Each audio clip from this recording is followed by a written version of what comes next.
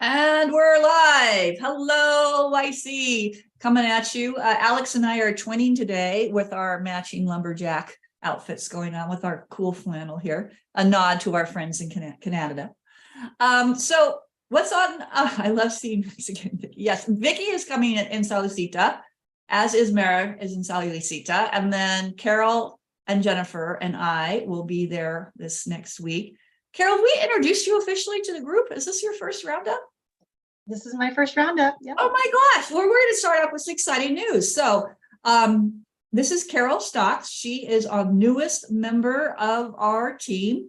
Carol has been just recently sold her studio. She was a YC coachee and found us in like 2018 or something. So Carol, why don't you introduce yourself? Tell us a little bit about you and what is your secret sauce as a coach? Ooh, well, I owned a hot yoga studio for 19 years, so a lot of experience there. And yeah, I was on the other side needing a coach. After 15 years, what we were doing wasn't working. So we started with the YC, built it up, and decided about a year and a half ago that we were going to start looking for a buyer, and everything worked out and that sold, and I am ready to start coaching now and using that experience to help others. So I'm super happy to be here. Thanks. Excellent.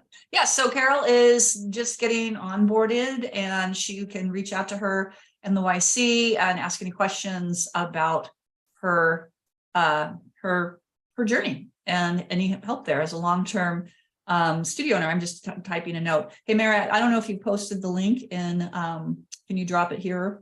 And I can post it in the YC.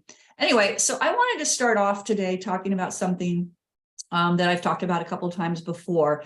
Is some of you know, I'm now back on the other side of the other side, which is I am now back to teaching again.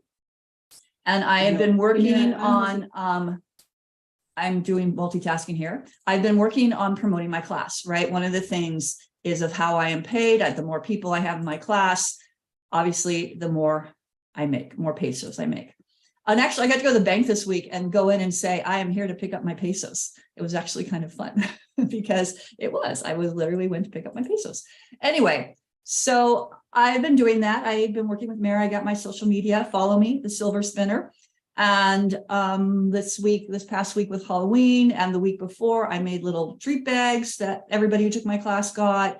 And I've been doing little fun things like that. I've been doing silly posts on Instagram that I then share to Facebook. Nothing really fancy. They're mostly of me, like when I'm out taking my walks, just doing silly things, telling people, hey, it's too, have you registered, blah, blah, blah, all that kind of stuff. The other thing that I've been doing, which I actually think is probably even more powerful than what with Instagram, because truthfully, right now, the majority of my followers are my friends and stuff that don't even live in the Dayton area, right? So there are some people that from the Dayton area that are following me now, but I would say the majority of my followers aren't even here. But one thing I had been doing, and I just always have done this naturally, and maybe it comes from being an owner in my past, but when I go to take a session, right, I actively am engaged in the community, taking sessions, working out, during our signature workouts. So I talk to people and I introduce myself to people. And if there are people there I know, I invite people to my session. I said, hey, if you can, come in the evenings, Tuesday with Terry. I just constantly am promoting Tuesdays with Terry because that's my time slot. Tuesdays with Terry.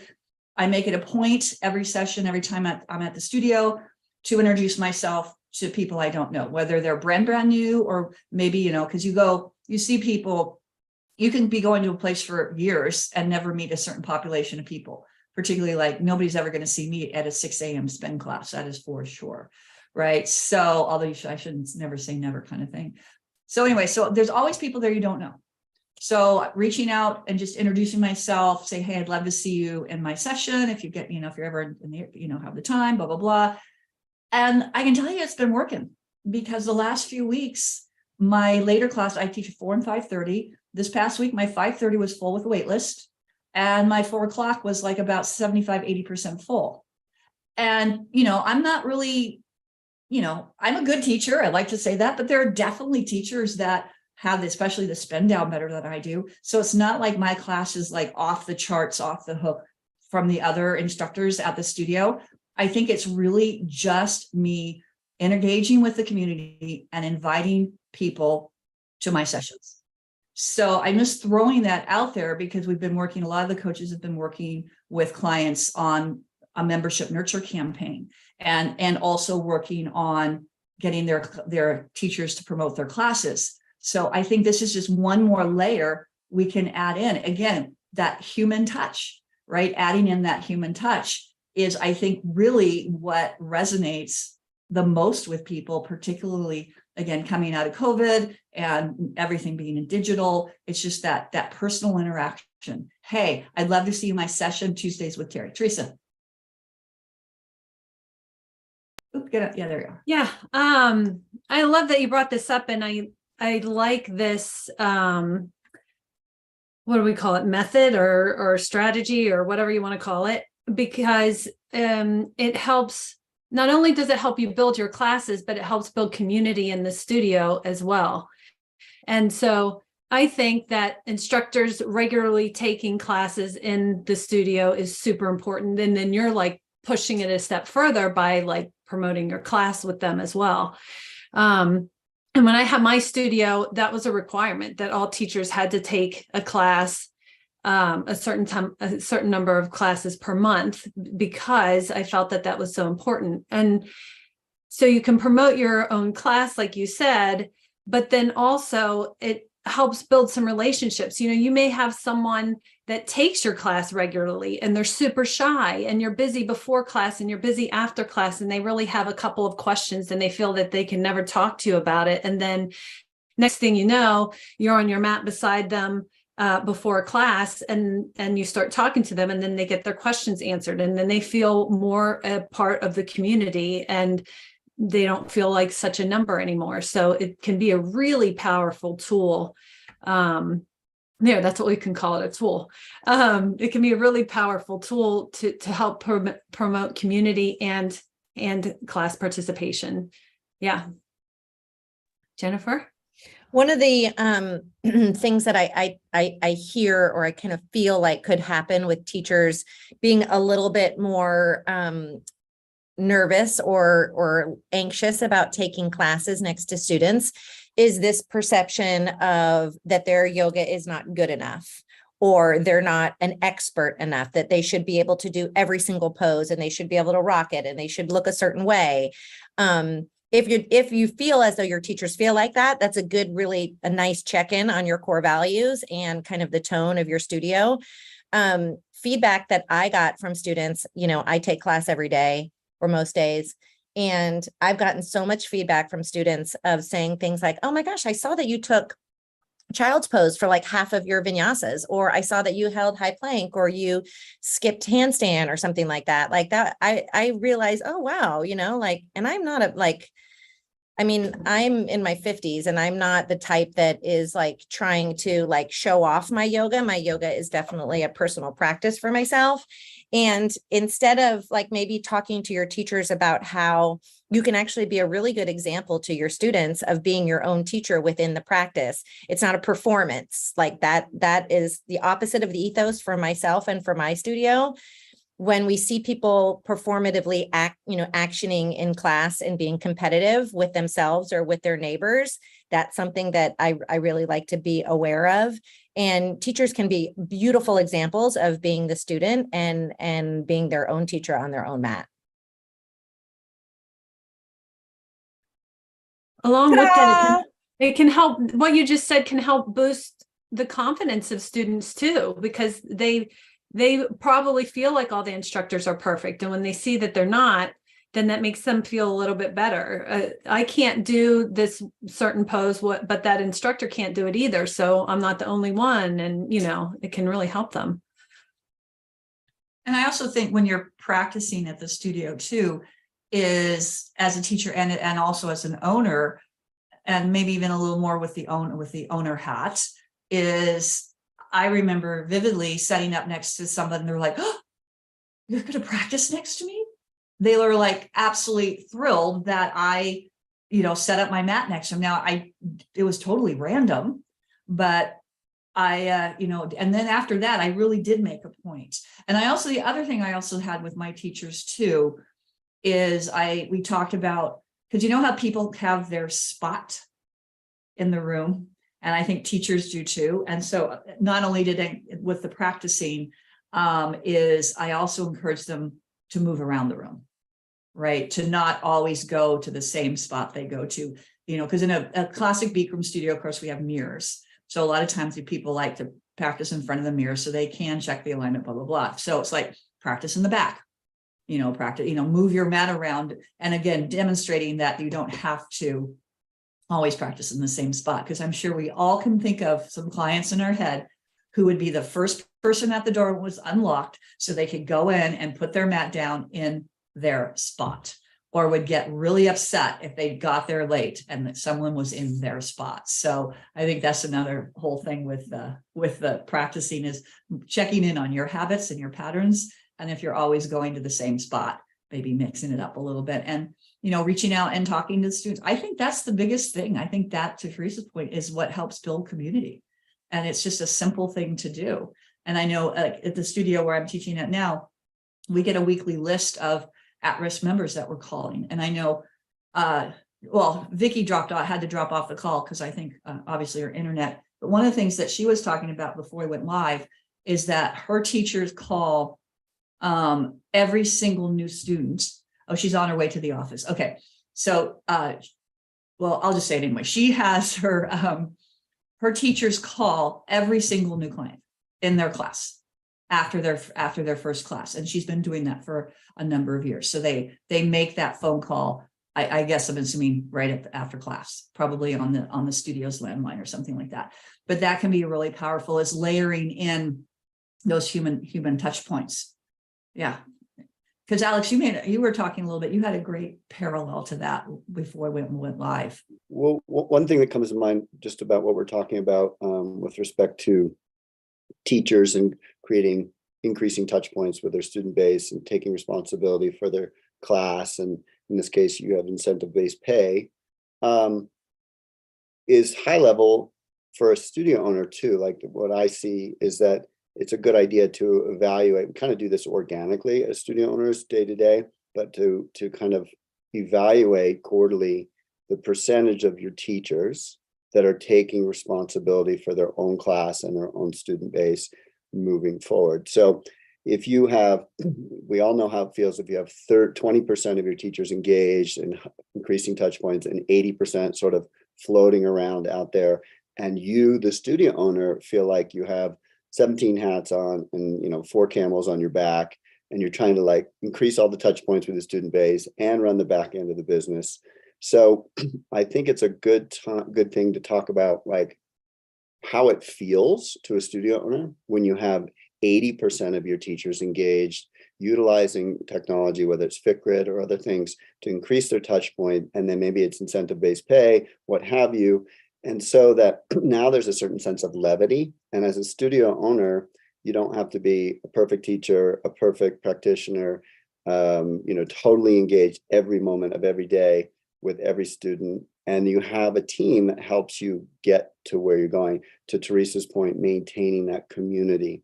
So it's a filling of the cup, right? If you've got 18 teachers and you've got 14 of them, 15 of them really engaged and showing up for their own students and the community as a whole, it really changes the paradigm inside the space.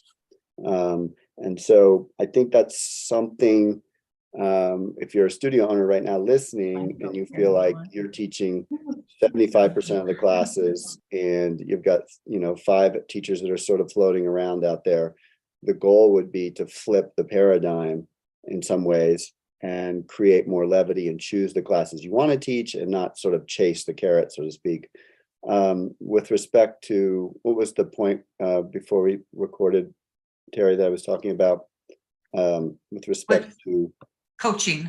You were talking about that. Yeah, okay, yeah. coaching, So yeah. the parallel that I was kind of seeing, and it's not exact parallel, but was like with respect to teachers, okay, increasing your touch points, taking responsibility for your classes, taking responsibility for your students, And as a studio owner, I think learning that this is a long-term strategic plan of turning your studio into a profitable space, right? And one that has strong SOPs and direction and levity and what have you.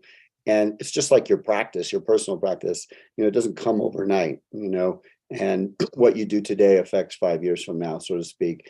And so I think for studios that are either using, biweekly coaching with us right now or thinking about moving into it, realize that when you do step in, you may be a brand new studio and need everything tomorrow. Like you want new students, you want to pay your rent and everything. You may be a 19-year-old studio or 15-year-old studio and know exactly what you need to do, right?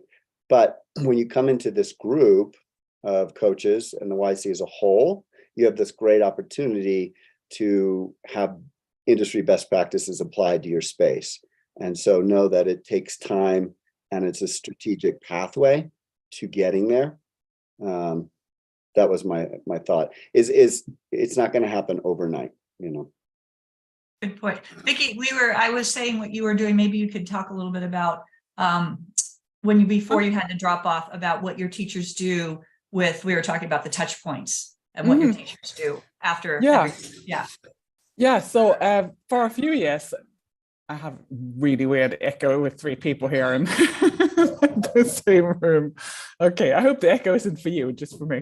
I have my teachers call all the first-time students the day after their first class. And I've been doing that for, I don't know, maybe 3-4 years. So for quite a while. And that's always worked really well. Once you get people trained on doing that, that just becomes the culture of the studio and no one's ever objected to it. Sometimes when I tell other studio owners, they're like, oh my God, I could never get my teachers to do that. But I mean, it wasn't too difficult to start with, but once you have it, you kind of have it. And yeah, generally people really like that phone call. It's with their first-time teachers and people tend to have like a little bit of a special bond with them. They like that phone call. And I just make them call them once, not like keep calling them if they don't pick up. So yeah, it's also been like, I really wanted them to do this. So for a while I was like, okay, what do I do when I can see that some teachers aren't doing it? So for a while I was like, okay, I'm going to put this in that contract that if they haven't done all of that, follow-up calls for that class, I would take them down a pay notch or something. Like I put that in their contract, but I never really enforced it. I think still to this day, there might be 1 or 2 teachers who aren't super conscientious about it. And it's like, now I just kind of let that go, because the teachers who are conscientious about it, they are the ones who are growing their classes. So I have like specifically one teacher who was like, she was a little weak to start with. Like it took a long time for her to be confident in her teaching. And, that would come across and people would kind of avoid her class in the beginning. I could see that people were sort of avoiding it. But she kept at it and she kept teaching and she was very good with her follow-up calls. So she's really grown over the years and now her classes are popular, kind of full, and she's doing a workshop now, which is like almost completely sold out. So it does work. It is important to try and have touch points in some way. I mean, I don't know if you talked about FitGrid. I've never tried it.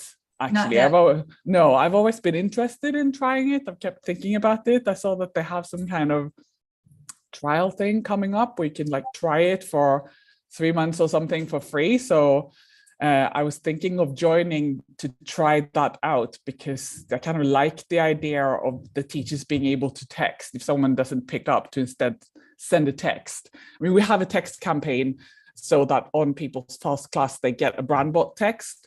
And that's signed by me to make it a little bit more personal. But it's not the same as getting it from the teacher. It would be so much nicer if that was actually from the teacher. I don't even teach that much. So yeah. But yeah, calling up, old-fashioned phone calls, it works. Cool. Alice. Yeah, Vicki, for studios that are listening, So strategically, maybe some studios want to do what you're suggesting. How do you actually how do you lay it out? What's your plan, or how do they do it? They do it in-house? Do they come back to the studio, make the calls? Do they do it on their cell phone? Are they employees? What happens? So my teachers are not employees; they're independent contractors. It's the rules are different in the UK. So there is nothing that says your teachers need to be employees. It's to do with the size of your company. If the turnover is really high, so we're talking like 20, 30 location type of companies, then they have to be employees. But anyone who's like a single location, they don't have to be employees. So my teachers are independent contractors. There doesn't seem to be too many rules about you can't make an independent contractor do this or that. So I don't know. I don't. Do they do make all the calls to the studio? They have to come in. So I to start with, I always offer them to come to the studio and make the calls from the studio phone if they want to do that. And most of them live fairly close, so it's not like a big commute or anything. It's like one city and everyone lives in the city. But they tend to not want to do that. They prefer to just do it in their own time, and then they have to use their own phones. Which might sound kind of strange, but I don't know. It's always worked for us. They have the offer, call from the studio phone if you want to. Most of them will visit the studio to either teach or practice the next day, so they could do that. Gosh, you're so patient. No,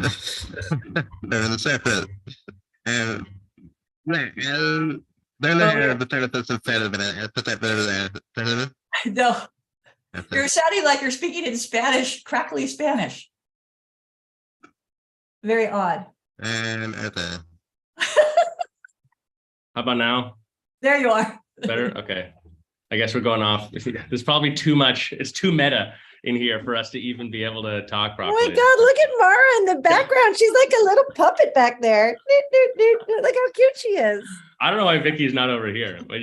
Yes, get Mickey over there. You guys can do a little, it's like a Or little you look puppet like a show. bobble doll. You look like one of those. Totally. With her little bun on top. It's awesome.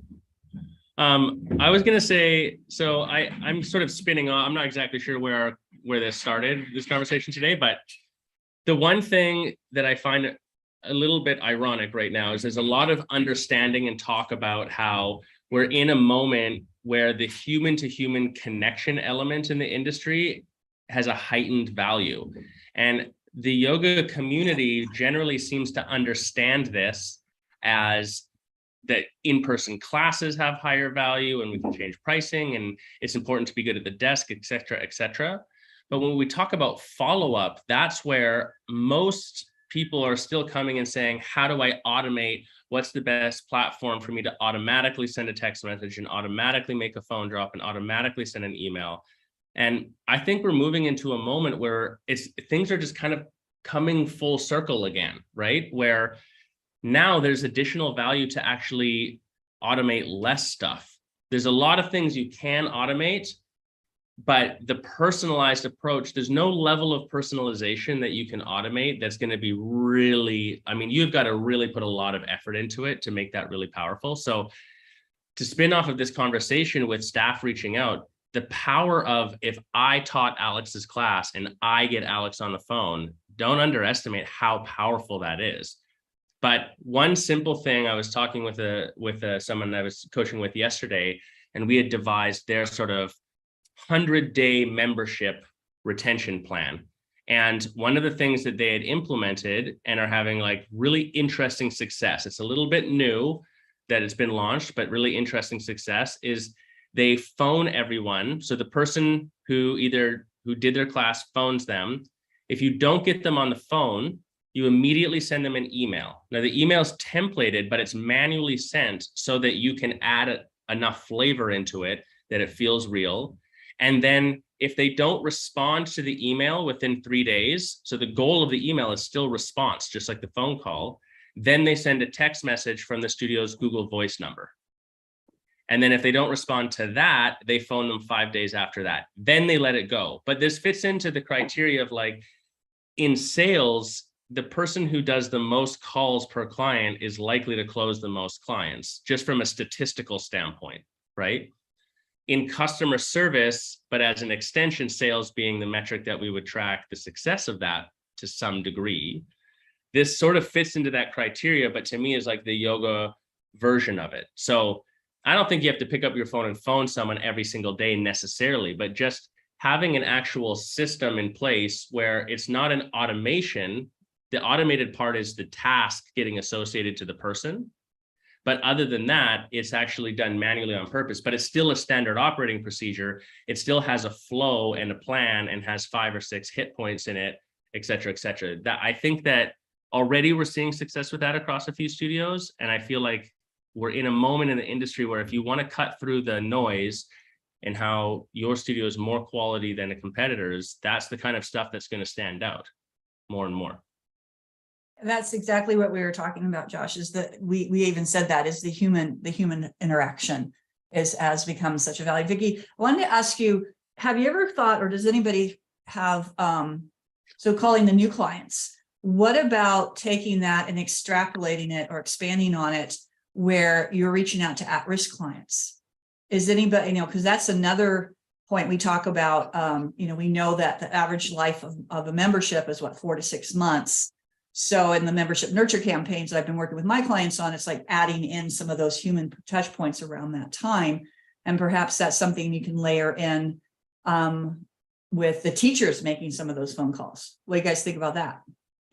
so cute back there.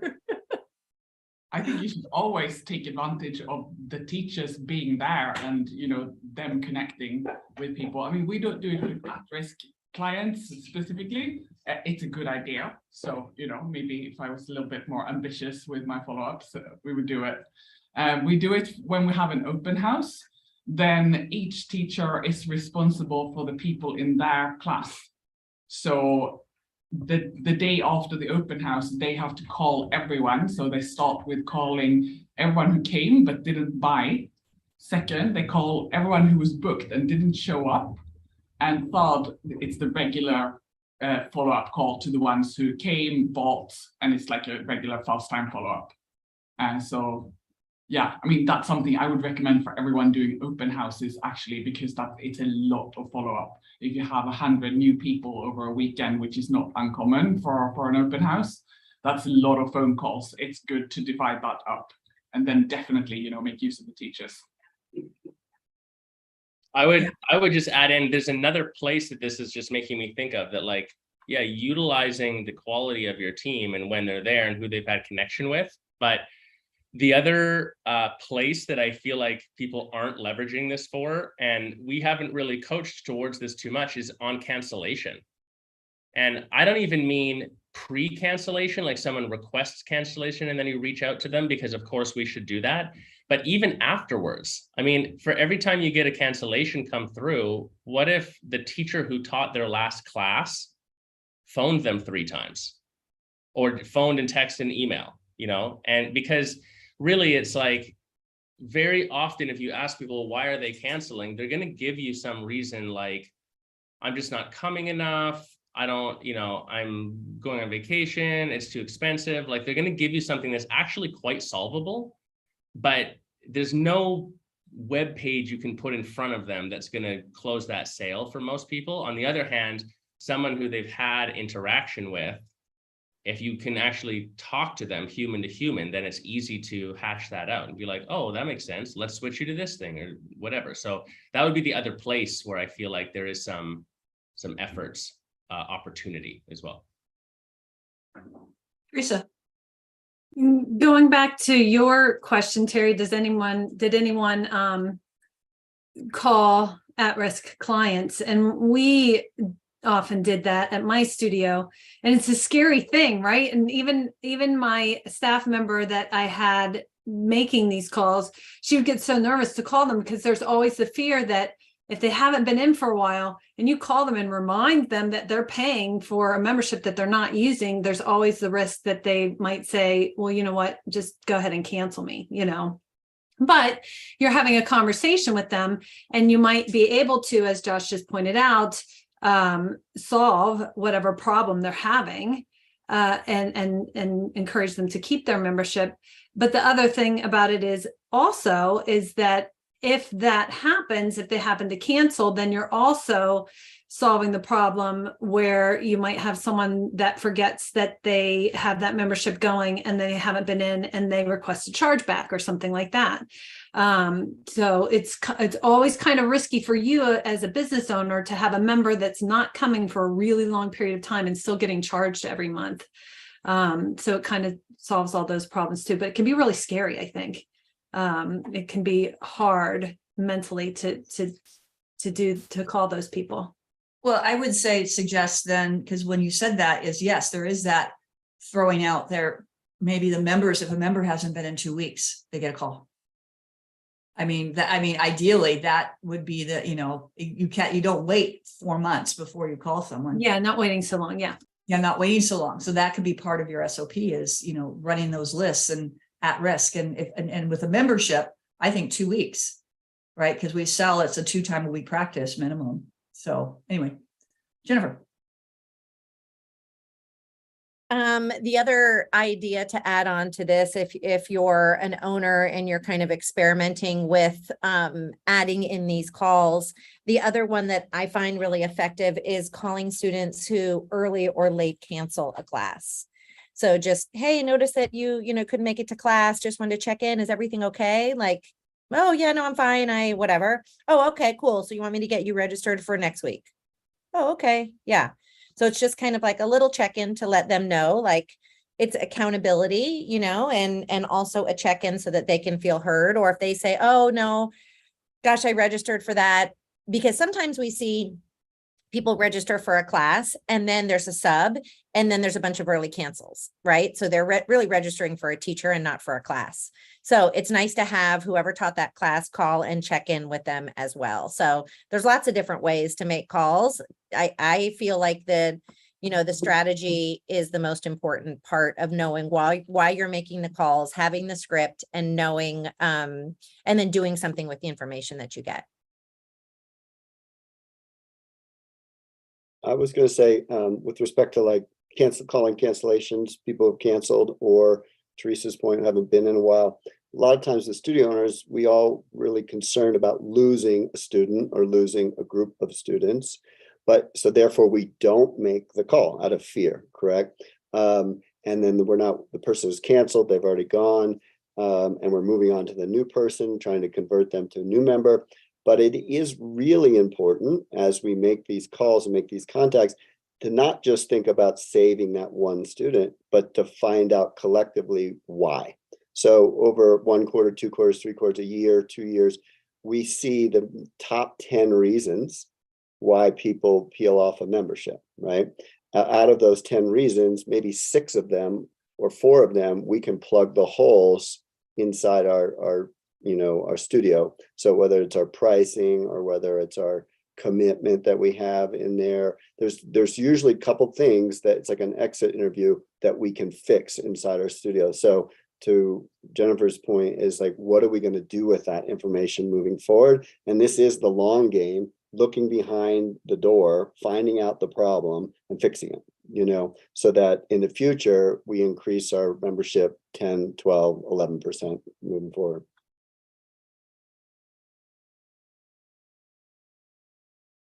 Yeah, boss. All right. I'm going to add something in as a challenge to this thought, spinning off of Alex, because I totally agree with everything that's been said. That it's nerve-wracking checking in with the clients who haven't been practicing. Do it earlier. When you collect information, make a plan for what you're going to do with the information. Here's the challenge thought, though. If you or your team are scared of phoning someone who is not willing to practice yoga at your studio, but you're taking their money, then you have an internal sales and customer service problem, not a problem with that person. So there's a training question about that, and you should be prepared to handle that call in theory, because so what if you phone one person and then they cancel, which also feels unlikely to me. It might happen, but it feels unlikely that I phone Teresa and she and I are having a human to human conversation. She's like, you know what, Josh, you suck, I'm out. Like that's what the email part, we're like, you haven't come in 3 months. And it's like super disassociated. That'll trigger someone to cancel. They're like, you're right, I should probably just cancel. But not a phone call, not something personalized. But even if that did happen, for every one person that happens with, I mean, here's the line that I would put into any one of these phone calls we're talking about. Blah, blah, blah. It's Josh at Nomad Yoga Studio checking in. Let's book your next 5 classes.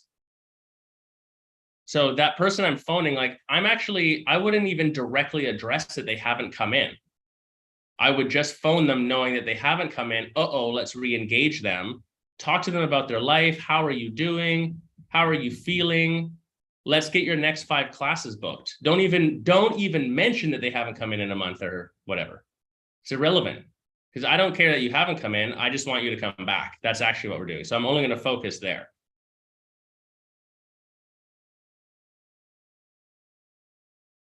I like that.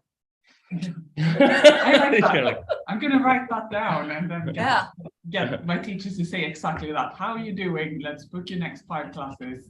No mentioning of them not coming in. Yeah. I mean, the no mentioning. They will mention it.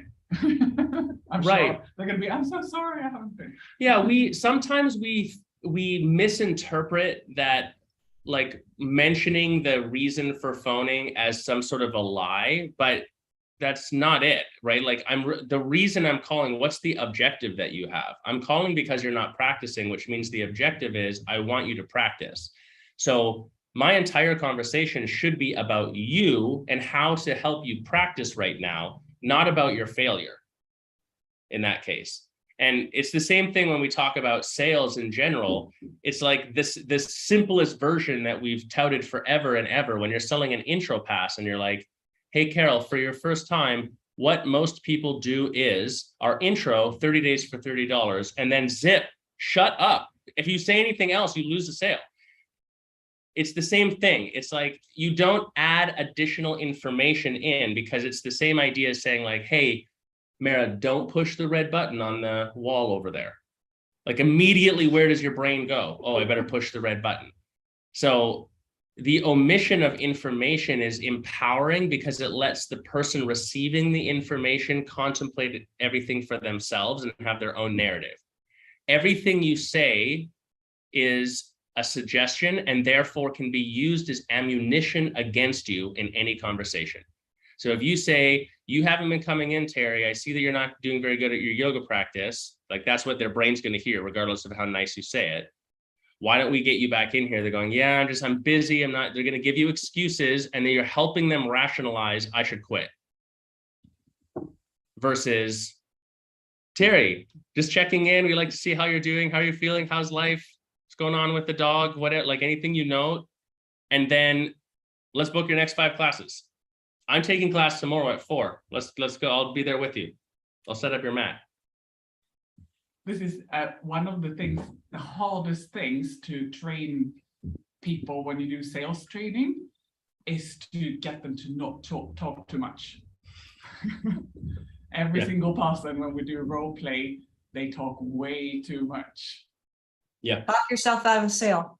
That is one of the hardest things. I used to do it all the time. I would talk myself out of the sale. Got to know when to like. Yeah, I learned. I just got to learn how to snip it. You just have to learn how to. Heck, one day my father included me in a sale. Heck, back in the day, I was sitting on a chair and the guy liked my chair and he says, "Hey, you can have the chair for this, and I'll throw her in with it because I'd like her to get married." Hashtag Terry's dad. There we go. Hashtag Terry's dad. The other one. Here's another. There's a whole Instagram account. There's a whole hashtag Terry's dad. The other great one is he one time introduced me as, this is my daughter Teresa. I know, totally off topic. Just made me think. Which I like. Okay, the only time my father ever called me Teresa was when I was in trouble. I'm like, what's coming next? He said, "This is my daughter Teresa, one of my non-childbearing daughters." Whoa. Subtle. So I was like, well, I was just like, what? It took my brain a second, and I'm like, oh, I guess it really does bother him that I never had kids. Yeah. I was just one of my non-child. Nothing passive aggressive about that. Hashtag Terry's dad. this is the beauty of parents, is you become their peer and realize where we can improve on the situation. That's how culture progresses. And same thing with business ownership. You get to see how we came up in business and what the industry has done and where it's fallen short, and then we get to fix it. That's the beautiful part of it as the entrepreneur. We get to say, cool, that's dumb. Let's do this instead because XYZ results. Bigger focus. So same idea. I love it. My dad, here's my quick dad story. We owned a chimney sweep company when I was a kid. That was one of my first jobs. So I had to come with him because 2 jobs. I wasn't allowed to climb on the roof, which really made me upset because I wanted to climb on roofs. But someone had to hold the ladder. So most of the time, my job was to hold the ladder so he could climb on the roof. And then we'd also put a bunch of like old bed sheets down inside the house to make sure no soot would get anywhere. And if we couldn't duct tape the bed sheet against the wall outlet, someone would have to stand there and hold it. So I would stand there and just the soot would just be like, anyways, that was I thought you were going to tell us he was going to drop you down the chimney. Yeah. Yeah. Victorian times. As a kid. Yeah. no. So we checked that out, and he told me that was illegal, so we didn't do that. But I was the only one small enough to go up the chimney. So where the draft damper is, it would get stuck on old chimneys and stuff, and so it was easier than taking the whole front wall apart to make me stand up inside the fireplace in bigger places. So that was always awesome. Shades of Oliver Twist. There we go. There's where some work ethic came from. A little soot in your mouth, you're like, whatever. Whatever. I don't even know what we're talking about anymore. Alex, you better get in here quick. I don't know. I was just circling back to you were talking about, coming full circle about authentic touch points and cutting through the noise. I do think that as coaches and working with studios all over the world, really, everybody has access to the technology, right? And whether they know about it or not, they do have access, and we can streamline these processes for you, increase those technical touch points. But I do think, there are so many great opportunities to create authentic and unique to you and your space touch points throughout your new student's journey or your existing member's journey. And that can be things like, we used to do postcards. We used to do, sending things out, or letters or calls, or things that are just a little bit, that it's got to be you, right? You as the studio owner, you as the owners of the studio, and strategically mixing it in to the noise, because the noise is constant, right? The noise is happening. All our phones are going off right now. We're getting all this stuff happening, but then all of a sudden you get, a cup of coffee, or you get, a cup of tea, or whatever it is. You get a postcard. You get little authentic spaces that are touches, rather. I don't know. There's pretty good opportunity out there in your local community. Yeah. Think outside the box. Low. What's that? The bar is low right now. Yeah. If you think about 15 years ago, thinking outside the box, or 17 years ago, was like using all this technology instead of like putting up flyers and handing out this and handshakes and going to community centers and what have you. That was the box. And outside the box was like, leverage all this stuff and it's going to do it all for you. Well, it's been doing it all for us for like 15 years, 10 years or whatever. Now let's turn around, look outside this box and go back into like the stuff that makes humans feel good. Yeah. The 2 things that come to mind with this, Alex, is it calibrates who we're hiring and what we're hiring for. Because now I need someone to make these calls. I need someone who can talk to people at the desk. I need someone, that's more important than do I need someone who is an administrative, wizard and is really good at filing or whatever else. At first, a lot of that stuff can actually get outsourced beyond your physical. But the priority for hiring in the studio is often an extension of when you're physically not there yourself, with your smiling face, talking to people, We need other people to be able to do that, which we do through training, but also I would just say it recalibrates the prioritization of hiring. I'm hiring for a front desk person now. That is a sales position and a customer service position. So I'm very strategically angling all of my messaging, even in the job ad, around that as well. With some of the things you're making me think of, because when we're coming this sort of full circle, it's like there's a manual element of it. And to your point on technology, the parallel story with this is, Mara will remember this at our last studio in Red Deer too. Like at the end of the day, whoever's on the desk had to do a report on what happened, had to do all the cash out close, had to write down on a board what exactly happened, and then had to go through all the students of the day and tag them all and add a special little note on them so that they would end up in our tech system. Even like the automation stuff that we have now didn't even exist, but you just did it every day. Now we say like, well, you know, you're going to have to go into the system and find the 5 people that bought the intro today and put a marker on them. And people are like, nah, I'm not going to do that. It's way too much effort. So it's kind of interesting. Like the thought is being challenged in general a little bit right now. And that's part of this coming full circle, that it's like the places willing to prioritize the human beings who are their customers and do that manual lift, I think are going to cash in more. Yeah, prioritizing the individual, right? The individual's experience. That can get missed in tech. It does get missed in technology. Yeah. Yeah. Awesome. These two have to go to yoga class. I have to go to the dentist. So we're done. But I think that we're towards the end of time for today anyways. Any final thoughts to add in here? Get your teachers to make phone calls. Get your teachers making phone calls. There we go. Post in the comments. Here's the question. If your teachers make phone calls, what phone calls are they making and when are they making them? Making this call at this time. That would be really interesting to see. Just post it down below. And It's neat to see between different studios how that plays out and where we prioritized it. Just those couple of details. So, And how you track it. Where is it being tracked? And who's pulling the report? How's that working? What's your process? What's your SOP?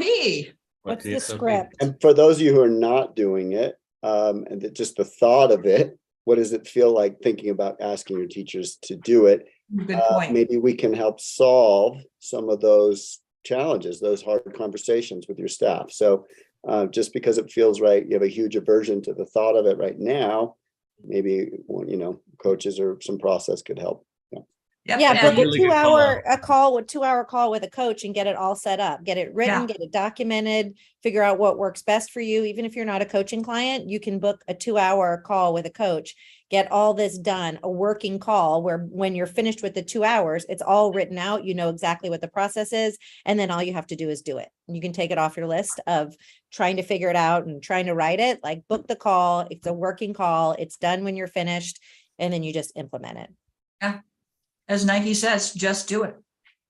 Just do it. Hang on one sec. We just hot off the press. Hot off the press. Mar- Ooh. Event programs. Summit's starting in just like 2 days, 3 days. So And with the giant calendars as well, I can see. yeah, we got the goodies are coming in as it speaks right now. I thought I'd show that on the camera. If you didn't make it to this year's summit, book a coaching call and we'll fill you in on what you missed out and give you lots of FOMO. Don't worry, after next week, we'll have opportunity to sign up for next year's summit. It's full, we're full now. So sorry. next time. Next time. We'll get you on the flip side. Have a great weekend.